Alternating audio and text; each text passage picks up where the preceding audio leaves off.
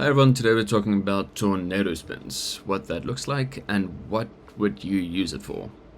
So for this you're going to need to bind your directional arrow, either right or left or both, as I use. So to give you a quick example, if I use arrow right and I want a tornado spin, I'm going to do arrow right and I'm going to push my controller joystick to the left and it's going to look like this. And if I do arrow left, I'm going to push my controller joystick to the right. So you can see the way that the nose tilts up whenever I do this.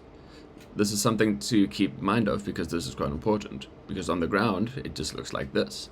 But when you're up in the air and you want to quickly turn around or slow down and you tornado spin, see how it makes kind of a circular motion, the nose of the car. So if I'm going forward and let's say I want to slow down, I can quickly do a tornado spin and it almost turns my car around completely. So why is this useful? This is extremely useful for situations in which let's say the ball is going up and I approach it too quickly. If I want to slow down, I can tornado spin and I can approach it. It slows me down if I feel like I'm going a little bit too fast. Some other places that this is quite useful is the reverse tornado spin.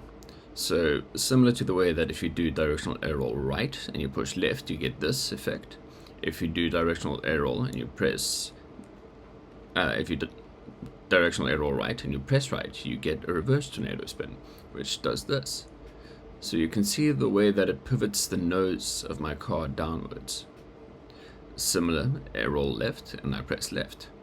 The nose pivots downwards. Let's do this. So now you can see the front of the car, nose pivots down. So this is extremely handy once you start looking for simple flip reset setups. I'll show you an example here now. So first of all, let's go into a training pack. For this, I'm just going to do a normal, let's say, wall to edge dribble, something that's a nice simple setup, something that's quite constant and just kind of easy to approach. So you'll see after I get the pop, if I approach the ball and I do a reverse tornado spin, it tilts the nose of my car down, so it puts me in a better position for a flip reset. I'll show you again. Tilt it down and flip reset. So again, for the actual tornado spin, let's say I hit it too far and too fast, I can tornado spin, slow down and then approach. Similar, what's quite nice is if I jump off of the wall and I approach the ball, if I just jump, that's kind of what I get. If I just do arrow, that's what I get. But look what happens if I'm on the right wall, look what happens if I tornado spin using my right directional arrow.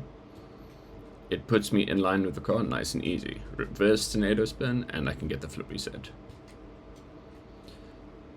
So I'm going to slow this down a bit using the game speed modifier.